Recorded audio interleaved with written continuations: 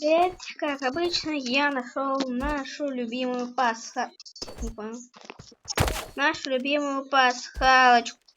Да что вы тут спавните? Нашу... Прикалываете? Нашу любимую пасхалочку. Что ж, ой, что я делаю? Погнали. Этот, собственно... Да ёб твою мать!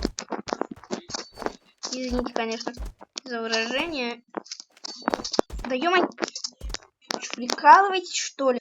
Так, короче, я нормально на этот раз залез. Что ж, надо сейчас... Погодите, такая стеночка есть. Так, через нее пойти надо. И сюда, и вот. Вот такая вот собачка с длинной шеей и время... Джентльмен какой-то. Ну вот, короче, пасхалочка. Всем пока.